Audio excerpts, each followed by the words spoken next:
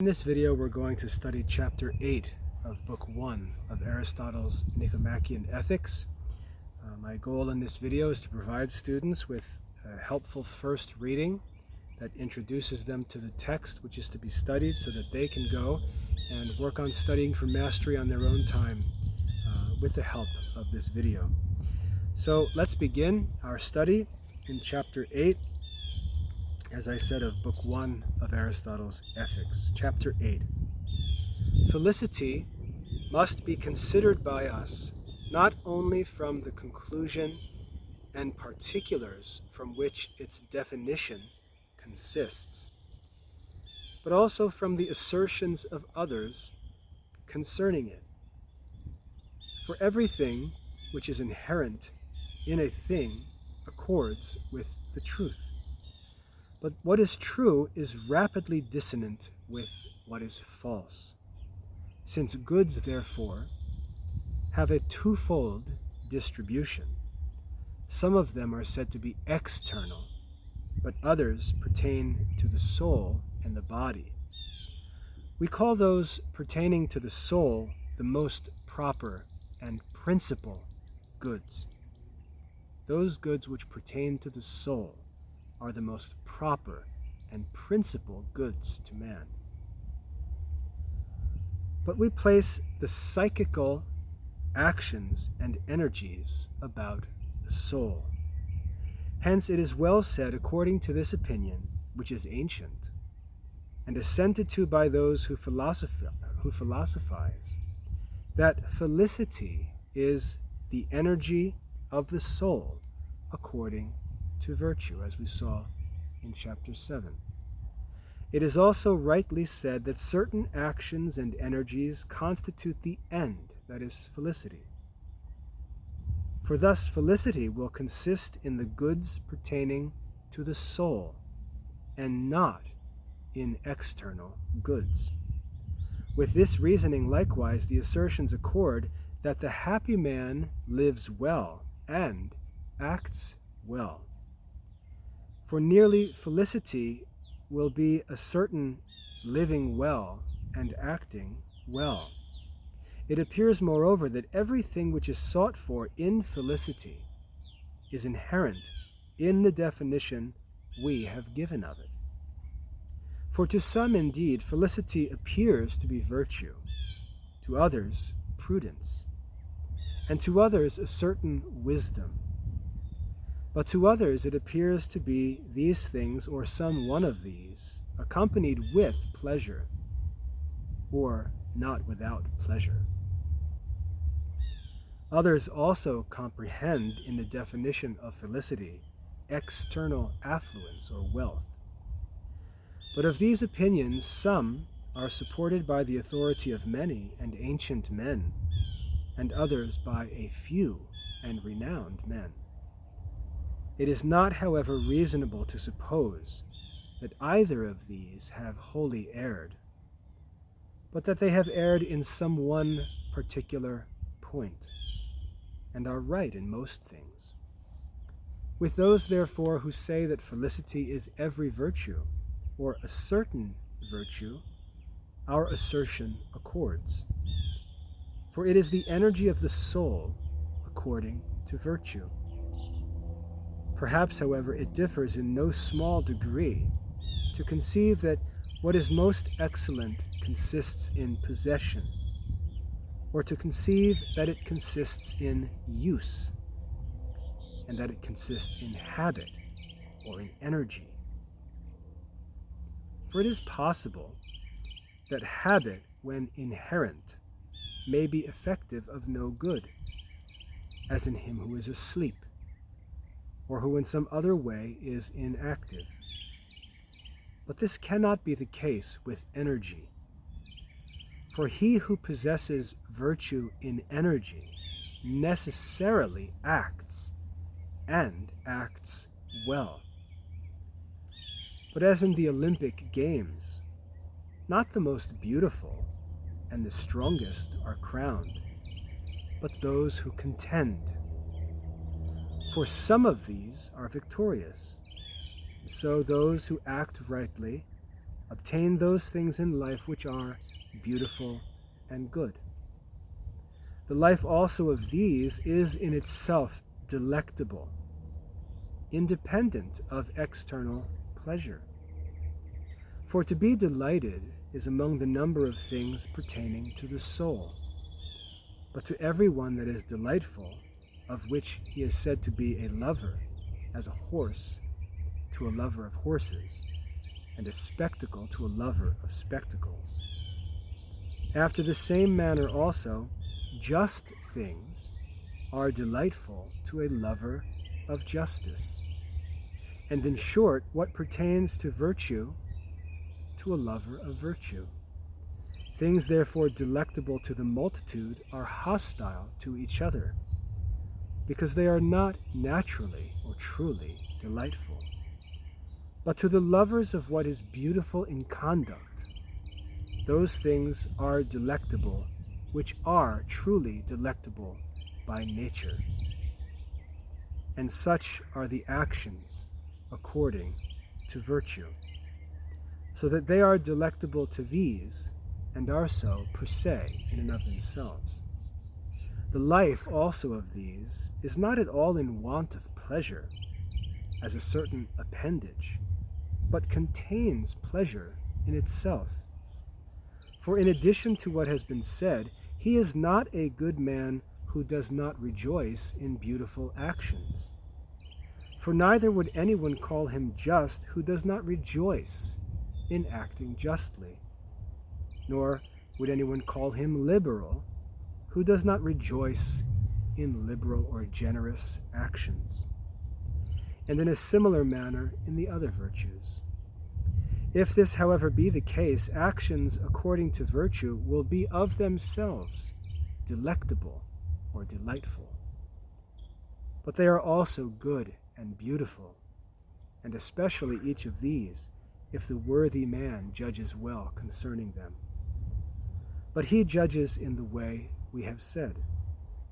Felicity, therefore, is a thing most excellent, most beautiful, and most delectable or pleasurable. Nor are these to be separated from each other according to the Delian inscription. Quote, that which is most just is most beautiful, but to be well is the best of things, and for a man to obtain the object of his love is the most delectable of things. Unquote. For all of these are inherent in the best energies, but we say that felicity is all these, or one of them, and that the most excellent. At the same time, however, it appears, as we have said, that external goods are requisite to felicity. For it is impossible or not easy to perform beautiful actions without the assistance of external possessions, since many things are indeed performed, as it were, through instruments, by means of friends or wealth, political power. The privation also of some things, such as nobility, or a good offspring, or beauty, defile a blessed condition of being. For he cannot be entirely happy who is very deformed in his body, or of ignoble birth, or who leads a solitary or lonely life, and is deprived of children. And perhaps he can, in a still less degree, be entirely happy if his children are very vicious, or if they, being good, die. As we have said, therefore, a completely happy life requires such a prosperity as this, whence also some arrange prosperity, but others virtue, in the same place with felicity. So in chapter 8, what we see is Aristotle begins with the definition of felicity that he established in chapter 7, where he said human good is the energy of the soul according to virtue. He took that as a definition, and he says, now what we need to do is consider this definition and then look at what other wise men have said about felicity and see whether they agree or disagree. And what he finds is that the sayings of other wise men appear to disagree with his definition of happiness as the supreme good. But what Aristotle shows us in this chapter is that the disagreement is only in appearance.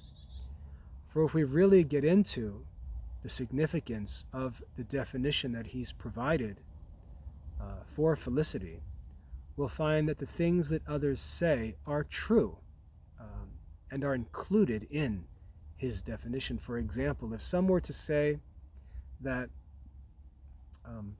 happiness requires pleasure, Aristotle would argue and say, that's true, that's included in my definition of happiness, the action or energy of the soul according to virtue, because a good person, when he does good things, will take pleasure in those good things. And he'll talk about this more in future chapters. He says, for example, I'll give you an example. A child can be made to eat healthy food by his mother, who threatens to punish him. And he can sit there and he can perform the action of eating healthy food, and he can even enjoy the benefit of the work of that action, which is health. And yet, when he participates in that action, he does so with displeasure. He complains. He doesn't like the way it tastes. He wishes that he could have something that was sweeter or more tasty, and so on. So for a good person, a virtuous action will be pleasurable and enjoyed. And so he will actually have pleasure in virtue. Whereas a bad person who is not happy, even if he does a good action, will do so against his will, will do so with displeasure, and so on. And so when people say that pleasure is required for happiness, what we should ask is, are you referring to the pleasure of a good person or the pleasure as judged by a bad person? Because the pleasure desired by a bad person is not true happiness, whereas the pleasure desired by a good person, which is the enjoyment of a virtuous life, that pleasure is in fact included in happiness. Okay, so another person might argue that happiness requires that a man possess wealth. And Aristotle actually agrees and says, yes, it is actually true that for a life to be completely happy, there does need to be some wealth. Anyone who would contradict that is just not telling the truth. Just think about it. If the ultimate good, or if we say it's good for a man to seek his own welfare and happiness, but it's better for a man to seek the happiness of others, how can one seek the happiness of others without resources that enable him to do so? How could a man protect others from harm if he didn't have enough resources or help or power to actually offer that protection? So it is true that external resources or wealth of some degree is necessary for happiness, because we need to be able to do things. And that's the purpose of true wealth. The purpose of wealth that's honestly gained and used virtuously is that a man seeks it not for the indulgence of his inferior or animal desires, but he seeks wealth through honest means and just work, so that he can do good works. He works that he may share. And therefore, to do good and fulfill the ultimate end of human life, it is necessary that a man have a certain kind of wealth or resources, whether it's friends or family or power to do things or wealth to afford to be able to do things. There is a need for external wealth of some degree for a man to fulfill this notion of true happiness. So that's the content of chapter 8 in Aristotle's Ethics. I hope that's a helpful first reading and introduction. Now it's time for you to study this chapter for mastery. Read it carefully, take notes, outline the lesson, make sure you understand all the topics that Aristotle addresses. If there's vocabulary in the reading that you're not comfortable with, use the Oxford English Dictionary to look it up. And when you're comfortable with all the content in Chapter 8, submit your assessment, and we'll move on to the next chapter, Chapter 9 in Book 1. I hope that's helpful. God bless your studies.